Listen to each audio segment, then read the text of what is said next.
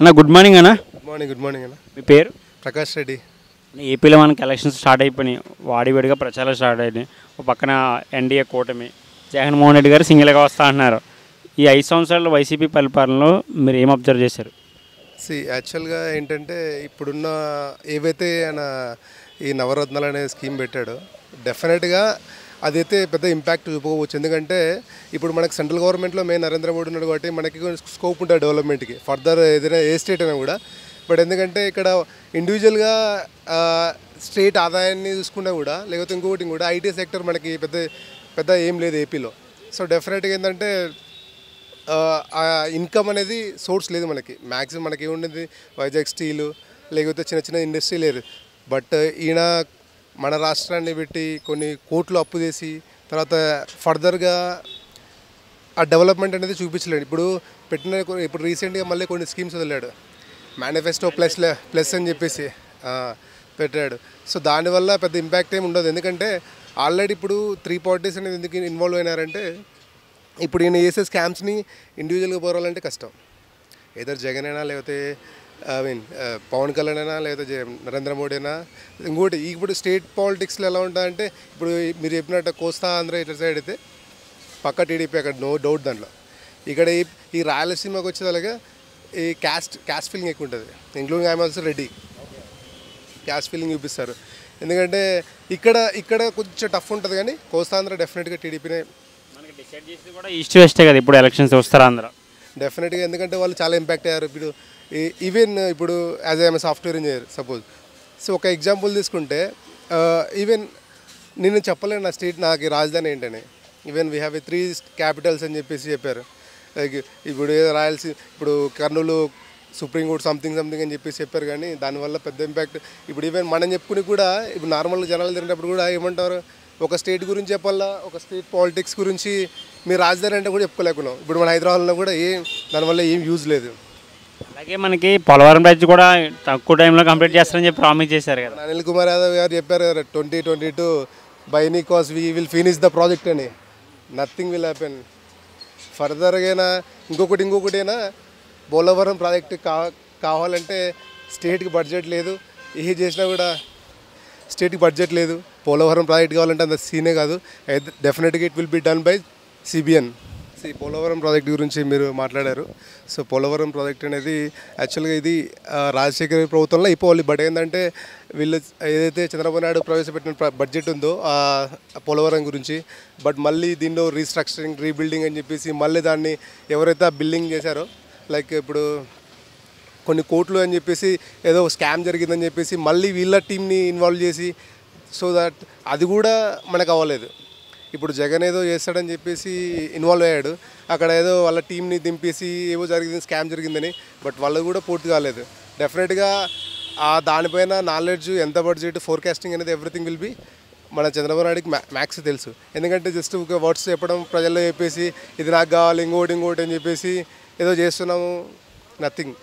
అలాగే అభివృద్ధి సంక్షేమ పథకాలు అందినాయి కరెక్టే అన్న. పిల్లలకి చిన్నపిల్లలకి స్కూల్కి వెళ్ళే వాళ్ళు స్కూల్ డెవలప్ చేశారు, బట్ యువతకి జాబులు లేకుండా చేశారు కదా. జాబ్ క్యాలరీ చేస్తారని అన్న అదే రిక్వైర్మెంట్, అదే మన వేకెన్సీ అనేది మన ఏపీలో ఉంటే like let's take an example, మన కియా ఉంది అనంతపూర్లో రీసెంట్గా లాస్ట్ ఎలక్షన్ బిఫోర్ స్టార్ట్ చేశారు. సో అక్కడ ఏమైందంటే మనోడు కొద్దిగా ఈ మనీ పరంగా డిమాండ్ చేశారు. మ్యాక్స్ కర్ణాటక వెళ్ళిపోయాయి. Even I'm also applied Amar Raja, even HCl state sheet HCl విజయవాడలో ఉంది, అది కూడా వర్కౌట్ అవ్వట్లేదు.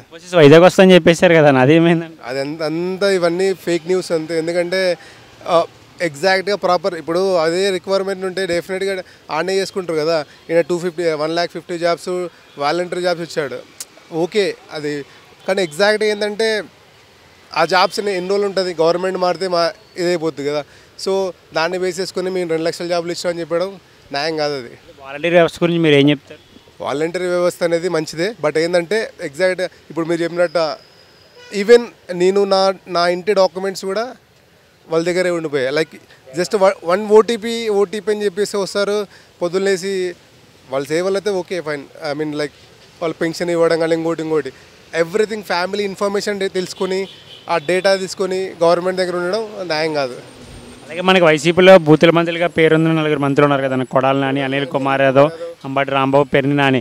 వీళ్ళు ఎందుకు గత కొన్ని రోజులుగా చాలా సైలెంట్ అయిపోయి? అన్న యాక్చువల్గా వాళ్ళ గురించి మాట్లాడడం చాలా తక్కువ మాట్లాడాలి. ఎందుకంటే సో నార్మల్గా ఇంత ఇంత చదువుకున్న దేశంలో ఇంత ఎడ్యుకేటెడ్గా ఉన్న పీపుల్ ఎవడైనా కానీ ఒక క్లారిఫికేషన్ లేకుండా గొడవలకు దిగి అసెంబ్లీలో ఏది మాట్లాడాలో తెలియక కనీసం ఒక నాలెడ్జ్ లేకుండా మాట్లాడి ఏదో డెవలప్మెంట్ గురించి మాట్లాడాలంటే గొడవలు దిగి ఇవన్నీ అరాచకంగా మాట్లాడుతున్నారు. ఇది కరెక్ట్ కాదు. ఎందుకంటే ఇలాంటి మినిస్టర్లు ఉండడం కూడా వేస్ట్.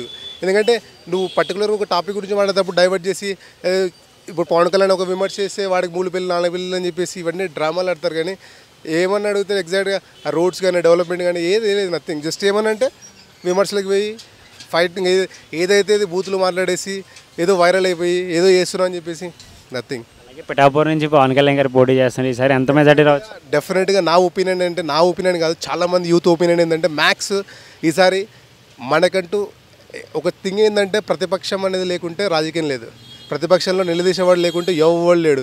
సో డెఫినెట్గా ఒక స్ట్రాంగ్ ప్రతిపక్షంగా మనకి ఎప్పుడైతే మన పవన్ కళ్యాణ్ ఉన్నాడో డెఫినెట్గా ఆయన ఉంటే అసెంబ్లీలో సో జరగాల్సిన అభివృద్ధి కానీ ఫర్దర్గా ఏదైనా డెవలప్మెంట్ కానీ డెఫినెట్గా ఆయన వల్ల అవుతుంది. ఎందుకంటే క్వశ్చన్ చేసేవాడు లేనప్పుడు డెవలప్మెంట్ గురించి అయితే ఎవడు ఉన్నాడు.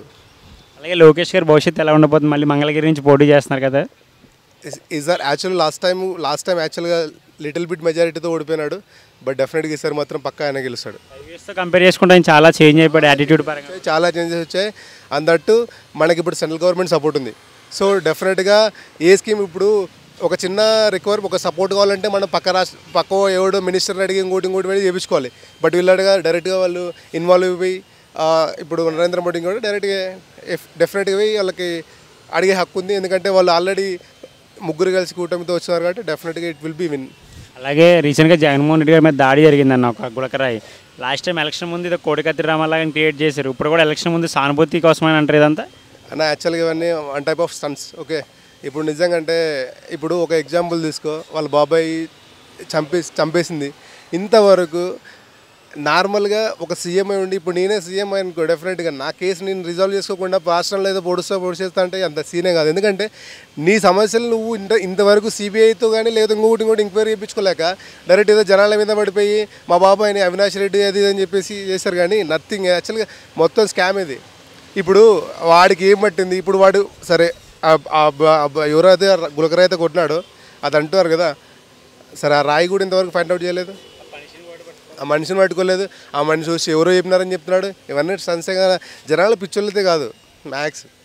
ఈసారి వైసీపీకి ఎన్ని సీట్స్ రావచ్చు అన్న? అంత ఈజీ అయితే వైసీపీ కాదు. యాజ్ పర్ మై అండర్స్టాండింగ్ మనకున్న సర్కిల్లో మనకున్న డెఫినెట్గా నేనైతే లీడ్ చేసేది మాత్రం సిబిఐనే. 50 to 55 దట్స్ ఇట్. కూటమి ఈసారి విజయం సాధిస్తుందని మీరు మనస్ఫూర్తి డెఫినెట్గా కోరుకుంటాను. ఎందుకంటే డెవలప్మెంట్ కావాలన్నా. ఎవడైతే మనకి జగన్మోహన్ రెడ్డి ఏం చేయడు, ఇంకోటి ఏం చేయడు. డెవలప్మెంట్ ఒక ప్లానింగ్, ఒక అనాలిసిస్ చేసి ఫర్దర్ ఫ్యూచర్గా ఒక యూత్కి ఏంటి మన రాష్ట్రంలో అదే రిక్వైర్మెంట్ ఉంటే అదే మన జాబ్స్ ఉంటే ఎవడోసారి తెలంగాణకు వచ్చి బెంగళూరు చెన్నై అని ఫ్యామిలీ దూరంగా 5-6 సంవత్సరాల నుంచి జాబులు చేసుకుంటే ఇక్కడనే పడిపోయాం. కానీ అట్లీస్ట్ మన ఏపీలో ఏముందని కూడా చెప్పుకోలేకున్నాం. అరే ఫస్ట్ థింగ్ ఏంటంటే ఆ రాజధాని ఏదో కూడా చెప్పుకోలేకున్నాం. ఏది మీ రాజధాని అంటే ఏం చెప్పలే. మీరైతే మార్పు రావాలని ఏపీలో ఒక ఏపీ వాసిగా కోరుకుంటున్నారు. డెఫినెట్గా మార్పు రావాలి, మార్పు జరగాలి. ఎందుకంటే ప్రజలు చూసారు మీరు ఎగ్జాంపుల్ కేసీఆర్ కూడా ఒక రేంజ్లో ఒక రాజ్యం క్రియేట్ చేశాడు. Nobody expected. కామెంట్ కూడా చేశారు కేసీఆర్ గారు రీసెంట్గా జగన్మోహన్ రెడ్డి మళ్ళీ అధికారంలోకి వస్తే ఎలా చూడాలి? బట్ ఏంటంటే ఆయన ఏం చెప్పాడు, జగన్మోహన్ రెడ్డి వస్తాడని చెప్పాడు. సో డెఫినెట్గా మాకు వచ్చిన సమాచారాల ప్రకారం జగన్మోహన్ రెడ్డి గెలుస్తాడని చెప్పాడు. కానీ యాక్చువల్గా పెద్ద వాళ్ళు మాటలు చెప్పినట్టు వాళ్ళు కూడా గెలుస్తారని చెప్పారు తెలంగాణలో. అదేమైంది, పక్కన పెట్టారు. జనాలు పిచ్చోళ్ళేం కాదు, అందరూ చదువుకుంటోళ్ళే. అందరికీ తెలుసు వాళ్ళ ఇంటికి ఏం జరుగుతుంది, వాళ్ళకి అభివృద్ధి ఏం జరుగుతుంది, వాళ్ళ పిల్లలు ఏంటి, ఎన్ని రోజులు ఇస్తావు. ఇప్పుడు ఒక ఎగ్జాంపుల్ తీసుకొని అమ్మఒడి ఇస్తున్నాడు. అమ్మఒడి 10,000 రూపాయలు ఇస్తున్నాడు. నువ్వు డివైడెడ్ బై 360 కొట్టు, 250 రూపీస్ కూడా పడట్లే. 250 రూపాయలు దాని పిల్ల ఆటో వాళ్ళకి అంటాడు, తర్వాత ఈ బార్బర్ షాప్లకు అంటాడు, లారీలకి దానికి అన్న. ఒక ఎగ్జాంపుల్ తీసుకో, చిన్న పవర్ బిల్లు ఇదే 2014 బ్యాక్ 200, 250, 360 వస్తున్నాయి. ఇప్పుడు 700 దాటిపోయింది. ఎవడు అడిగేతో లేడు. ఏమంటే ఎక్సైజ్ ఛార్జెస్ ఉన్నాయి, ఇవన్నీ అదర్ ఛార్జెస్ అని చెప్పేసి ఎవడు ఎక్స్ప్లెయిన్ చేయడు. ప్రాపర్గా ఇప్పుడు మా ఇంట్లోనే ఉన్నారు. మా మా వదిన మహిళా పోలీసు నేను కూడా ఒప్పుకుంటా. నేనే చెప్తాను, ఎందుకంటే ఆఫీస్కి వెళ్తున్నా వస్తున్నా అంతే, డన్, నథింగ్. ఆడ ఏం జరగట్లే, ఏదో ఊకే జస్ట్ క్రియేట్ చేసి లక్షల జాబులు అది అని చెప్పేసి ఆడ పని జరగట్లే, ఏం జరగట్లే. ఒకటి ఏంటంటే ఆయన పెట్టిన వాలంటీర్ వ్యవస్థలో ఒకటి మెయిన్ థింగ్ ఏంటంటే ఆ ముసలోళ్ళకి ఉంటారు, ఆ ముసలోళ్ళకి పెంచేయడానికి ఫైన్, వాళ్ళకి ఎందుకంటే తిరగలేరు కాబట్టి వాళ్ళ వరకు ఓకే. బట్ ఏంటంటే ఈ వాలంటీర్ ఇంకా మొత్తం ఎవ్రీథింగ్ వల్లే. ఇప్పుడు నార్మల్గా మా బాబాయ్ సర్పంచ్ 70 లక్షలు ఖర్చు పెట్టినాం. 70 లక్షలు ఖర్చు పెడితే కార్యకర్తలు ఇంటికాడికి కూడా రావట్లే, వాలంటీర్ కాడికి వెళ్ళిపోతున్నారు. What is the use for that? మా నార్మల్గా అనుకుంటే. సో కంప్లీట్ ఇదంతా ఒక స్ట్రాటజీ కింద ఫాలో అయిపోయి ఏదో చేద్దాం అనుకుంటున్నారు, కానీ ఏం జరగదు. డెఫినెట్గా సిబిఎన్ వస్తుంది. ఇది okay bro, thank you. Thank you.